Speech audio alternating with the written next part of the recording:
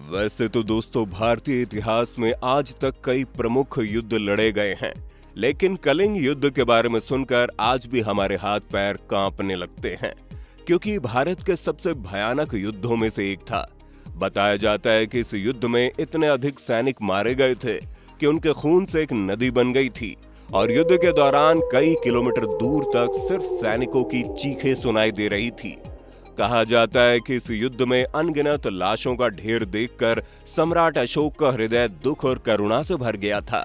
उसके बाद उसने जीवन भर युद्ध न करने का प्रण लिया था। लेकिन दोस्तों, क्या आप जानते हैं कि आखिर इस भयानक युद्ध के पीछे असली कारण क्या था? आखिर क्यों लड़ा गया था कलिंग युद्ध? सब कुछ जानेंगे आज की इस वीडियो में, लेकिन आगे बढ़ने से पहले नए दर्शक वीडियो को लाइक और चैनल को सब्सक्राइब जरूर कर लें, ताकि आप हमारी आगे आने वाली वीडियो भी देख सकें। दोस्तों, बताया जाता है कि कलिंग युद्ध मौर्य सम्राट अशोक और कलिंग के राजा अनंत पद्मनाभन के बीच 261 ईसा पूर्व में लड़ा गया था। लेकिन इन दोनों राज्यों के बीच दुश्मनी कई वर्षों से चली आ रही थी।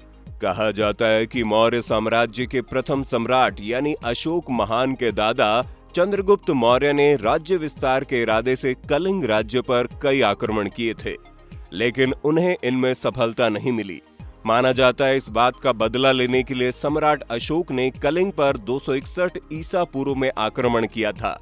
कुछ इतिहासकार इसी को कलिंग युद्ध का प्रमुख कारण मानते हैं, जबकि कुछ इतिहासकार इस युद्ध के पीछे सम्राट अशोक की साम्राज्य विस्तार नीति को मानते हैं।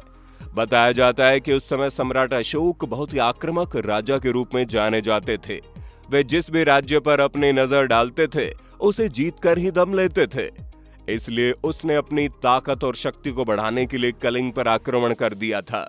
कुछ किताबों में इस बात का भी उल्लेख मिलता है कि युद्ध प्रारंभ होने से पहले सम्राट अशोक ने कलिंग के राजा अनंत पद्मनाभन को एक पत्र लिखा था, जिसमें अशोक ने कलिंग को मौर्य साम्राज्य में शामिल होने के लिए प्रेरित किया था।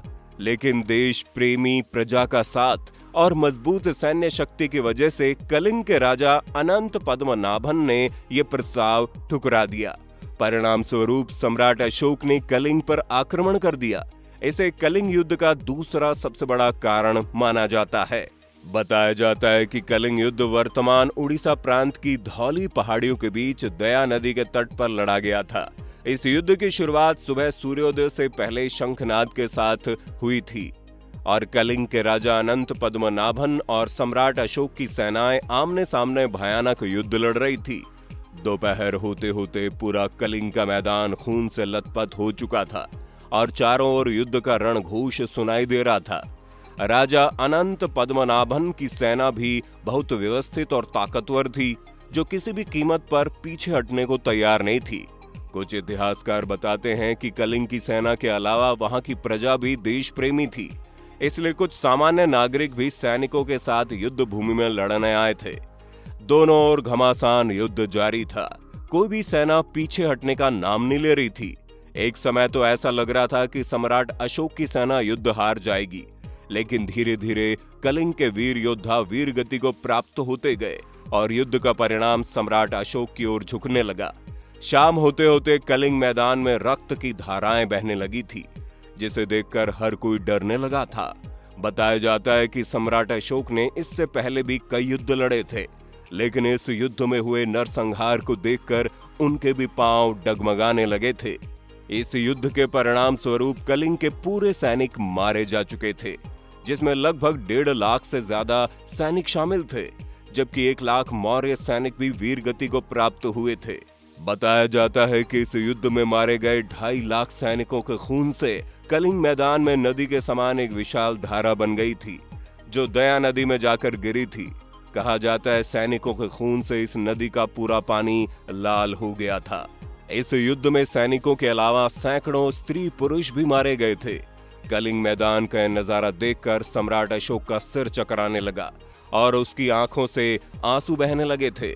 इस युद्ध के पश्चात सम्राट अशोक ने शपथ ली कि वो अब भविष्य में कभी भी युद्ध नहीं करेगा और अपना पूरा जीवन जन कल्याणकारी कार्यों में लगाएगा।